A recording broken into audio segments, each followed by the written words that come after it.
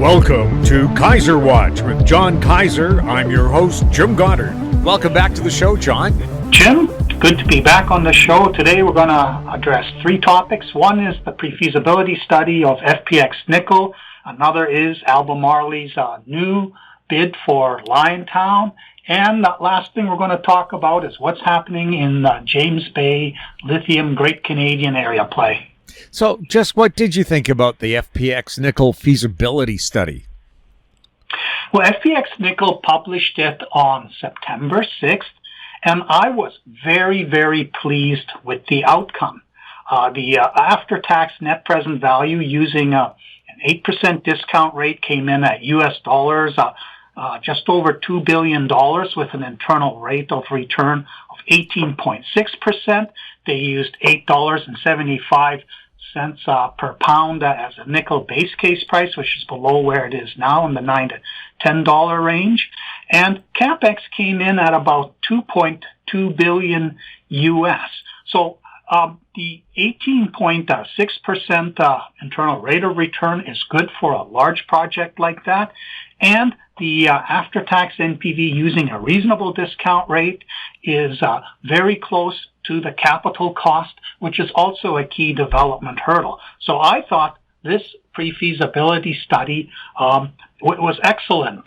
And the company is now shifting into the permitting feasibility study mode, and that's going to take until probably 2027 when they hope to have a mine approval in place, leading to a construction decision that could have production underway by the end of 2030. Now, if you take that $2 billion outcome and apply my rational speculation model, which says that a project at the permitting feasibility study stage deserves to have a 50% to 75% of the projected outcome. When you do the exchange rate conversions and divide the Canadian dollar equivalent to by 258 million shares fully diluted, a fair price range for FPX Nickel should be $5 to $7.75 a share.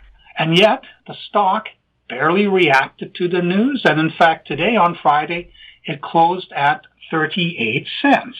And so we're all asking ourselves, okay, what is it that this market does not like about this pre-feasibility study? The company has about $30 million working capital, which should allow it to do all this boring permitting, environmental baseline study, engineering, maybe a bit more drilling to add some proven to the resource, which, by the way, is a probable resource, which you don't need for a pre-feasibility study. It simply has to be measured and indicated.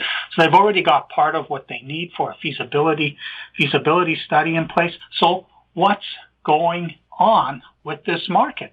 And I think the cloud hanging over this market was a month ago when the Clatson Nation decided that after clear-cut logging much of its sacred territory, that this territory was too sacred to have a large-scale mine operating in it that's going to produce, and with the new operating rate, that's going to be 29 years of clean nickel. They decided, no, we don't want this. And the company, FPX Nickel, has been unable to really explain what's going on because it has these agreements with the Vinci Wutan group, which split off from the Clatson group a few years ago. And there's some sort of conflict between these two groups about who has the say in this territory. And as I understand it, one group is for development because this would be a clean operation, relatively benign, no acid drainage or anything, would bring a lot of jobs into the area. And of course, it would contribute nickel that's going to primarily end up in the battery grade market, supplying electric vehicles, which of course we need as part of the 2050 net zero emissions goals to limit global warming to 1.5 degrees Celsius. And you've got this Clatson band saying, no, we don't give a crap. We want this to be just sacred, logged over area. And basically the market says, oh, okay, Prime Minister Trudeau, he signed on to the United Nations Declaration of the Rights of Indigenous People, which means they claim 400% of Canada, and they claim they are a special people with special rights that are different from the other 95% of Canadians who are not Indigenous. And Trudeau has said, yeah, we'll give them anything they want, which the market's saying, okay, this has become the no-can-do nation. And in fact, it was this week that we saw in the Financial Times an article talking about Canada, a country that's the second biggest in the world, a population similar in size, a population similar to that of California, but California's GDP is about fifth in the world, even though it's one of the 50 states of the United States, and yet Canada's GDP is way down there in 16th place. And you have now people on the international stage asking themselves, why is Canada this loser nation, this underachiever nation? And I think the answer is this leadership problem they have right now, its inability to actually look at turning Canada into a growth company, its willingness to allow 5% of the population to just stand up and block mineral development of any sort, even though it's necessary for critical minerals, and all this blah, blah, blah about how Canada is going to support critical minerals and do something about climate change. It's all BS. And I think the fact that the market did not respond to this announcement, this pre-feasibility study, tells you that Canada is being seen as a mine development write-off, at least in British Columbia, where we have this First Nations, this one little group, less than 4,000 people, standing up and saying, no, we don't want this. And that's that. So why is this thing so interesting? Now, they changed the operating rate, or the years from 36 years down to 29 years. And they accomplished this by starting it off at 108,000 tons per day. And after 10 years of operating it at that rate, it jumps to 162,000 tons per day for the remaining 19 years. And it produces about 59,000 tons per year on average. Now, the PFS numbers are based on producing a ferro-nickel concentrate that will be fed into the stainless steel mills to make stainless steel. But they also included a CapEx provision of $448 for a refinery that would convert the ferro-nickel product into nickel sulfate and also a copper mixed hydroxide precipitate that could be sold to some other battery maker for if they need cobalt. Now, I took the numbers apart and realized that they left out the breakdown of how much per year in phase one and how much in the second phase, and it breaks down to about 47,203 tons per annum of nickel output in years 1 to 10, jumping to 67,000 in years 11 to 29. Now, why is this important? Well, Outokumpu invested $16 million not too long ago, and it was able to obtain an offtake right to about 7,500 tons per annum of nickel. And Outokumpu specializes in producing clean stainless steel. Stainless steel that's got nickel that's got a low carbon footprint helps it sell a stainless steel product that also has a low carbon footprint. So Outokumpu is competing for the market that cares. It's not competing for the Chinese market, which really couldn't care less about the cost of inputs into whatever it is they produce. Now, when you subtract that 7,500 from the 47,000 tons of nickel output, you're left with about 40,000. That's the capacity output for the refinery. Now, the refinery, when you look closely, it adds only about $100 million to the NPV, which means that that the refinery should not be built if the goal is to make money. So the refinery is a second option, which would not be at the mine site in central British Columbia, but rather more in some urban setting where there's all the people with the skill sets and all that to run a chemical factory converting ferronickel into battery grade nickel sulfate. So this is what I found really interesting is this whole mine design has been geared for allowing a group, a car maker or a battery maker, which wants a clean source of nickel and be able to demonstrate where it comes from. You can't buy clean nickel from the LME because it's got dirty Russian nickel in it, and some of the Indonesian nickel might end up there also. Now, the FPX Nickel published that their nickel output has only a 2.4 tons of carbon dioxide consumption per ton of nickel produced. That's not carbon neutral, which is the holy grail, but it is really good when you look at what's happening in Indonesia, where they are putting these laterites into these rotary kilns and producing this mate, which they can eventually convert into nickel sulfate. That consumes up to 60 tons of carbon dioxide per ton of nickel. So clearly, any nickel that comes from Indonesia probably has a bigger carbon footprint associated with its production than you'll ever save by having it in a car.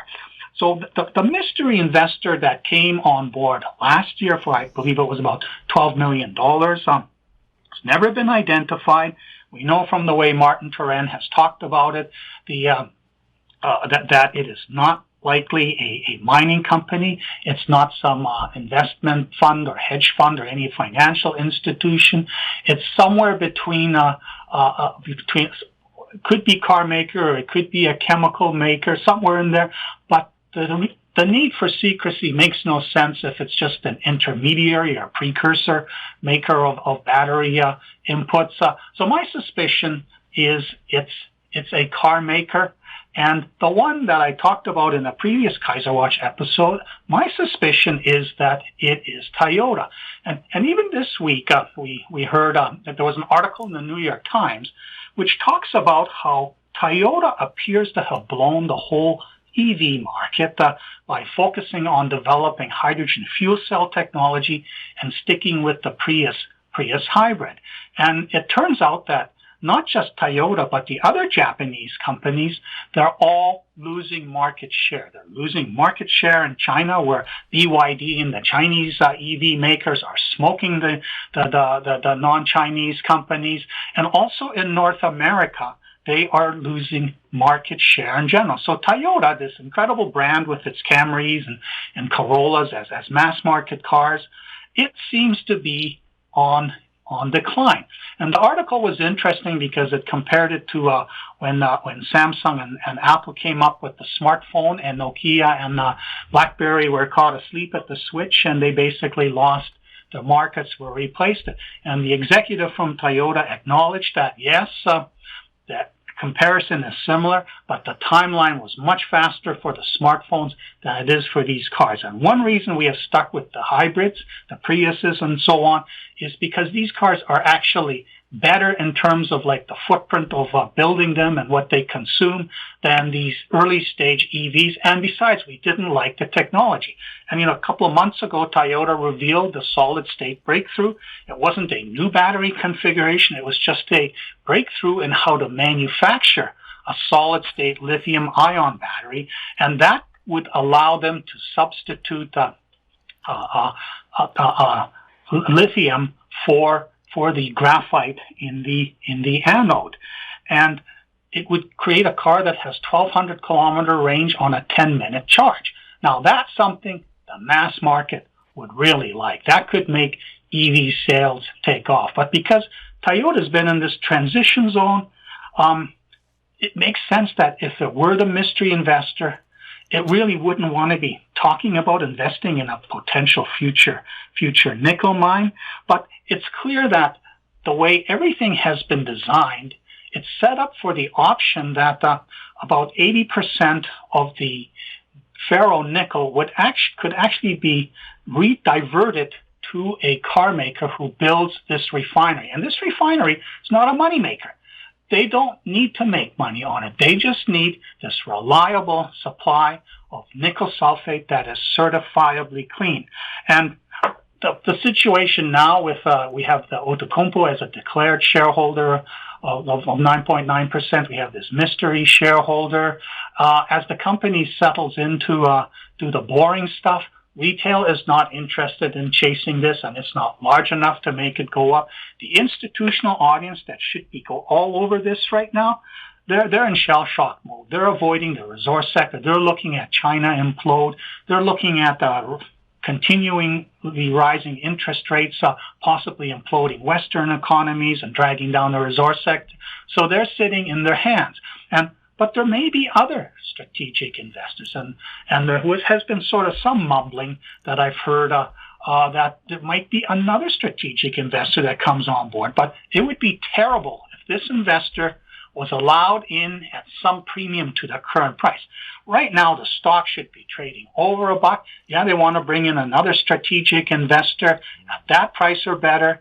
I'm okay with that. But if they bring to another equity financing for money they don't need to bring in another strategic investor here, that's not going to be good. Everybody's just going to walk and say, okay, this is a waiting game. Call me in 3 years when you're close to having approval and when you've fixed all the problems with the First Nations, got it all clear as to who's going to, who's supporting, who isn't supporting.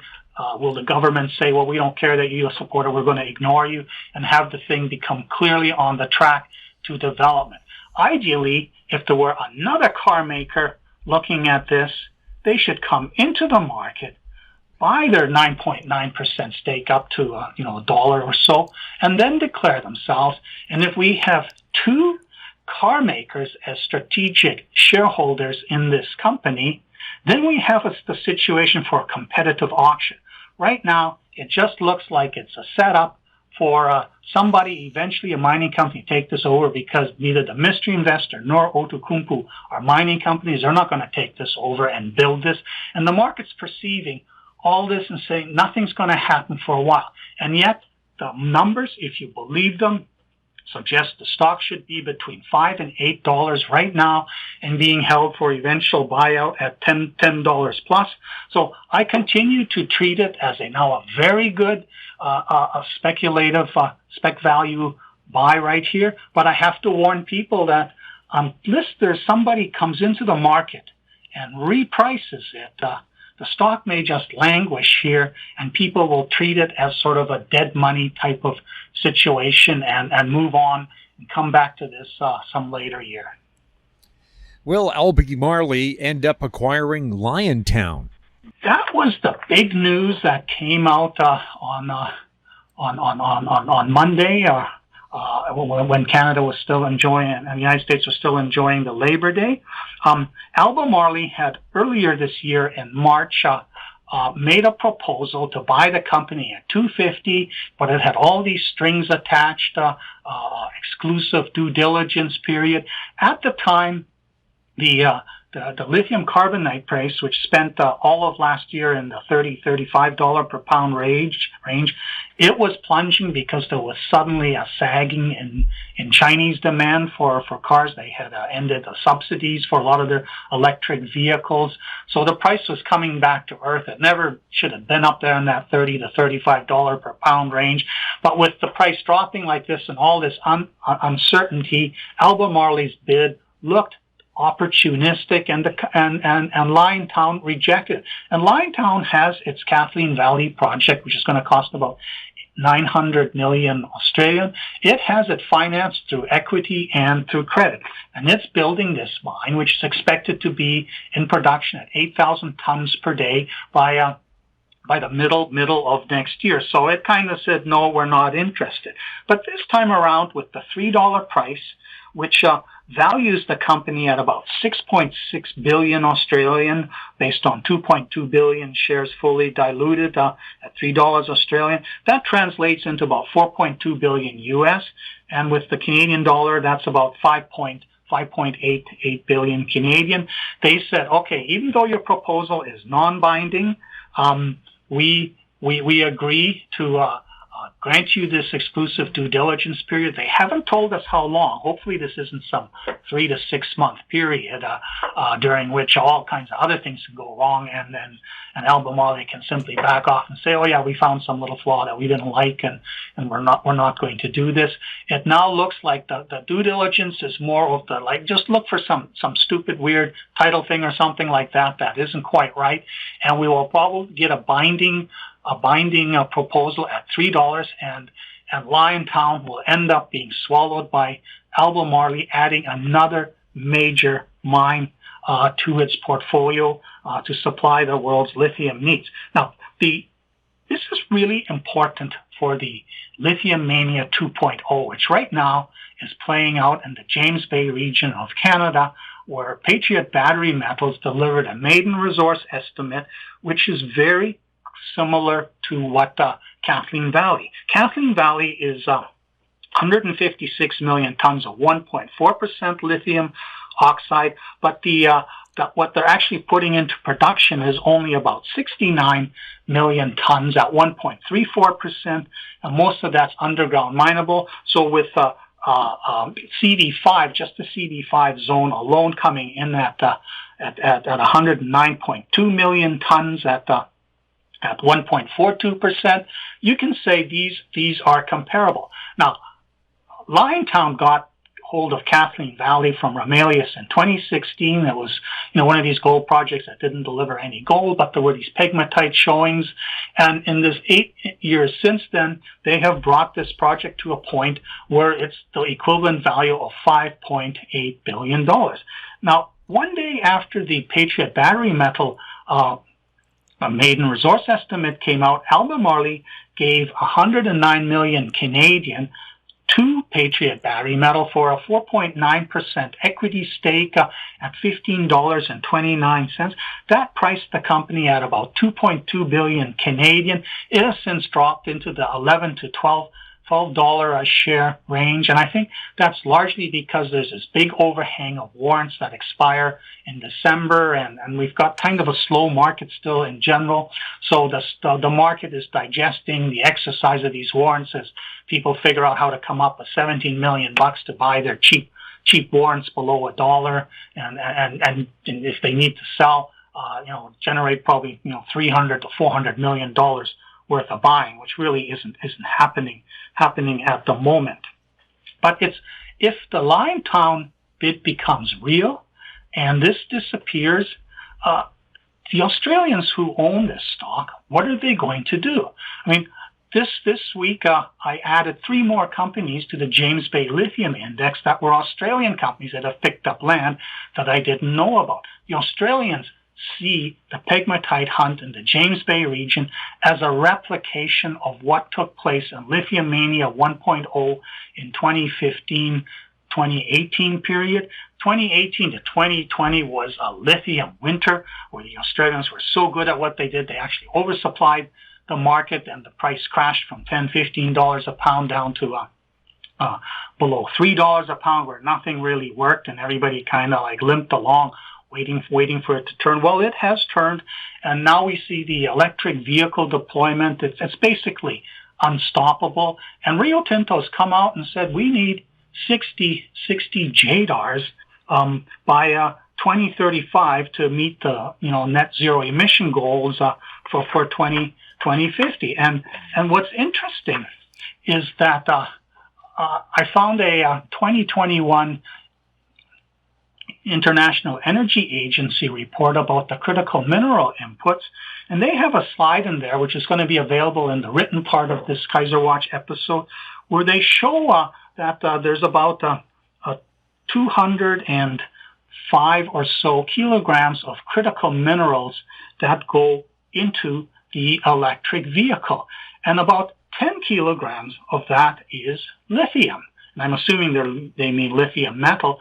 And then there's 67 kilograms of graphite, which is currently the anode. And that outlook 2 years ago, everybody assumed nobody's ever going to make a solid state lithium ion battery that allows lithium to be used as the anode instead of graphite. But with this announcement from Toyota a couple of months ago, I think we're going to be there. And Rio Tinto's projections of 60 JDARs, that's based on lithium never being in the anode. And I've looked at the relative densities of lithium and carbon. Lithium's about 20% of the carbon density, and I've assumed the volume of material is going to be the same. So there would be an extra 16 kilograms of lithium needed for the anode, assuming that the cathode electrolyte still requires the 10 kilos that are required with current configurations. So that would mean instead of 60 JDARs by 2035, we need 156 JDARs. Kathleen Valley is the equivalent of 1 JDAR. CV5 is the equivalent of 1 JDAR. And with Albemarle being prepared to pay, 5.8 billion Canadian to own Kathleen Valley, assuming there's nothing like fatal flaw in the whole plan, that tells you that this is just beginning. And so I think this is going to light a fire under the Lithium Mania 2.0, because that Australian money, when it gets jammed into the Liontown shareholder jeans, a good portion of it is going to follow the Australian companies that have moved into the James Bay region. And you're going to see the Australian companies probably driving the action in this region, because the Canadians are still completely asleep at the switch with regard to what is going on in their backyard. And even if we see, the lithium carbonate price drop to $5 a pound, that between 1% and 2% lithium oxide grade, that's still the equivalent of a 4 gram to 8 gram per ton gold deposit. Where in the world are you going to find a 100 million ton deposit grading 4 to 8 grams per ton gold, open pitable? Not going to happen. And yet that's at $5 a pound, and it was $12.38 a pound the other day.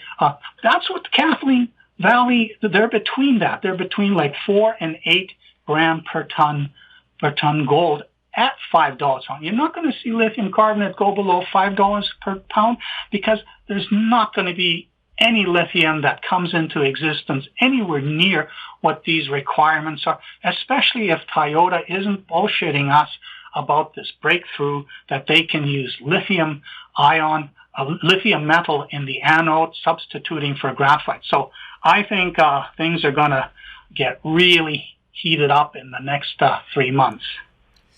How did the James Bay Lithium Index do this week? Well, the index slipped this week. When I looked yesterday, it was down about 6% compared to 3% last week. Part of it is the drag created by the worries about China imploding. Its exports have declined.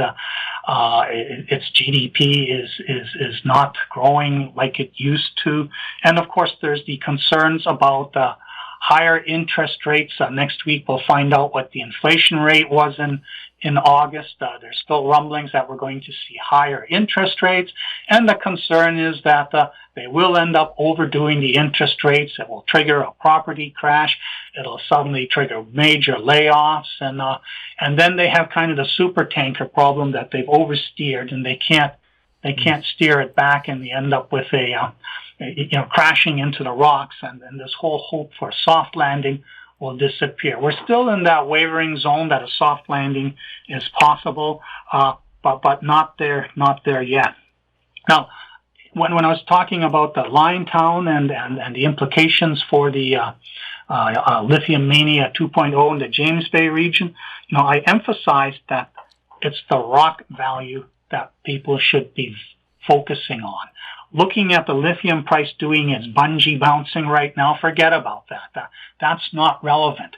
And the big news this week is that Brunswick Exploration announced that a 5,000-meter drill program had begun. And it provided an update on the Mirage project. They have now appear to have found a parallel boulder field to the northwest of the main train. They found another patch of of about 175 meters of outcropping pegmatite with similar spodumene mineralization. It's 4.5 kilometers from the middle of the 2.7 kilometer outcropping area, which they now it's a corridor about 850 meters wide. So there's a whole bunch of pegmatite dikes in there. They don't know what the orientation and continuity of them are. So the purpose of this drill rig will be to start sorting out the geometry, see how they hang together, figure out a proper delineation drilling strategy, and start getting some grades to see what these very large spodumene crystals end up grading in terms of, lithium oxide grades. Are like going to be above 2%? It's going to be somewhere between 1 and 2%. And are these things wide and thick enough that they're continuous bodies rather than a series of skinny dikes where you have to include the waste rock in between to dilute the grade. So this is happening right now, and the outcropping trend has now been traced along 6 kilometers. This play has gone from nothing early in late May when they put their boots on the ground. They found that 3-kilometer boulder train. They were able to get back in there at the end of July because the eastern part of James Bay had a earlier easing of fire restrictions. They've now found the outcrops. They know where it is. So this is like the hottest emerging discovery in the James Bay region. But this week, even more companies announced that they have got the boots on the ground. The prospectors are now swarming, taking samples, peeling back the moss, shooting their XRF guns to see if it's the kind that's going to be LCT type. And over the next 3 weeks, we're going to see lots more reports, especially in those areas which are not affected by the September 15 to October 15 moose hunt period. We're going to see more and more reports of this low-hanging fruit being found on the ground. Any one of them could be a CV5, a Kathleen Turner, ending up being worth, $4 to $6 billion when you take it all the way through to a construction decision, and the potential for a dozen juniors by the end of 2024 having discoveries which are commanding a $1 billion valuation because people can see the outlines of a $4 to $6 billion prize, of which Rio Tinto says we need 60 of them by 2035. And if Toyota is correct about its solid-state lithium-ion battery, we will need 100 times that many. We're talking about a $200 to $300 billion market by the mid-30s for lithium, one that last year was only $20 billion.